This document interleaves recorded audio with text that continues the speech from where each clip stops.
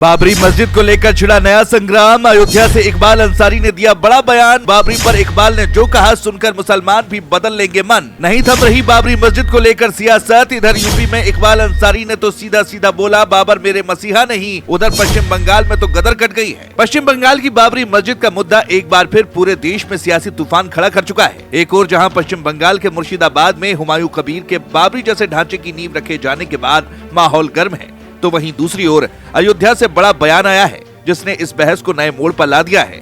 बाबरी विवाद के पूर्व पक्षकार इकबाल अंसारी ने साफ कहा कि बाबर उनका कोई मसीहा नहीं और चुनाव आते ही कुछ लोग पुराने जख्म कुरेद कर माहौल बिगाड़ने की कोशिश करते हैं। इस बयान ने देश भर में चर्चा छेड़ दी है कि आखिर अब मुसलमान समुदाय भी इस मुद्दे पर अपनी सोच बदल रहा है या नहीं। सिर्फ यही नहीं, इकबाल अंसारी ने और भी कई बड़ी बातें कही हैं जिसकी गूंज यूपी से लेकर बंगाल तक सुनाई दे रही है, जिसके बारे में सब कुछ आपको इस वीडियो में बताते हैं। दरअसल ममता बनर्जी के पश्चिम बंगाल में शुरू हुआ विवाद अब थमने का नाम नहीं ले रहा है। हुमायूं कबीर ने बाबरी जैसी मस्जिद की नींव रखकर दावा किया कि ये उनका संवैधानिक हक है और इससे उन्हें कोई नहीं रोक सकता। उन्होंने कहा कि जैसे मंदिर और चर्च बन सकते हैं वैसे ही मस्जिद भी बन सकती है। बंगाल में मौजूद बड़ी मुस्लिम आबादी को उन्होंने साथ खड़े होने का आह्वान किया, जिससे इस मुद्दे पर राजनीतिक घमासान और तेज हो गया। हुमायूं ने बताया कि परियोजना में मस्जिद के साथ अस्पताल, अतिथि गृह और हॉल भी बनाया जाएगा और इस पर भारी रकम खर्च होगी। यहाँ तक कि उनके खिलाफ दर्ज केसों को भी वो राजनीतिक कार्रवाई मानते हैं और निर्माण न रोकने की बात कहते हैं। दूसरी ओर अयोध्या के इकबाल अंसारी ने बेहद सधी हुई बात कही जो देश भर में चर्चा का मुद्दा बन गई। उन्होंने कहा कि सुप्रीम कोर्ट का फैसला देश के मुसलमानों ने सम्मान से स्वीकार किया और राम मंदिर भी शांति से बनकर तैयार हो गया।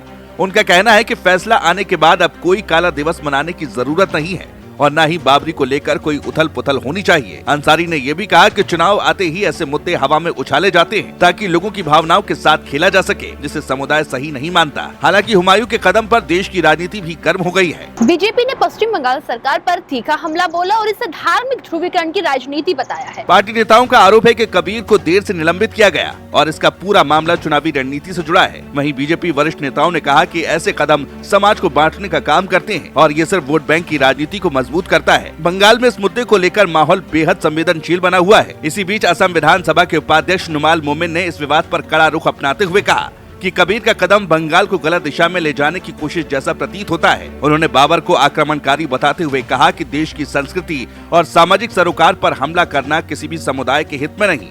उन्होंने आरोप लगाया कि बंगाल में बाहरी लोगों को बसाकर वोट राजनीति को मजबूत किया जा रहा है और यही एजेंडा इस मस्जिद निर्माण के पीछे है। इससे सियासी पारा और ऊपर चढ़ गया है। फिलहाल बाबरी मस्जिद को लेकर छिड़ा ये नया संग्राम सिर्फ बंगाल बनाम अयोध्या नहीं बल्कि राजनीति बनाम समाज की सोच की लड़ाई बन गया है। एक तरफ बंगाल में नींव रखकर माहौल गर्म है तो दूसरी तरफ अयोध्या के इकबाल अंसारी का बयान शांति और समझदारी का नया रास्ता दिखा रहा है। हमें चाहते हैं कि हिंदू और मुसलमानों में भाईचारा होनी चाहिए।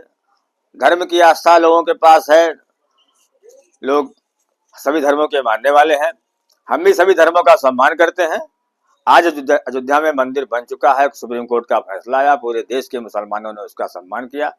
दर्शन पूजन हो रहा है। मुसलमान ना कोई जो है, हमारे यहाँ ना कोई काला दिवस है, ना कोई जलसा है, ना कोई जुलूस। हमें चाहते हैं कि देश में कर्म की पूजा होनी चाहिए, धर्म की पूजा होनी चाहिए, जो है मानवता होनी चाहिए, देश का भला होना चाहिए, देश आगे बढ़े, विकास हो। यही हमारी मानसिकता है। हमें चाहते हैं देश में जो भी लोग काम करें एक दूसरे के भले के लिए होना चाहिए। यही सबसे बड़ा धर्म है। उनका कहना है कि बाबर उनका मसीहा नहीं और फैसलों को सम्मान देना चाहिए। मुस्लिम समुदाय के भीतर एक नई सोच का संकेत माना जा रहा है। आने वाले दिनों में ये मुद्दा कितना उफान पकड़ता है या शांति का रास्ता अपनाता है, ये देखने वाली बात होगी।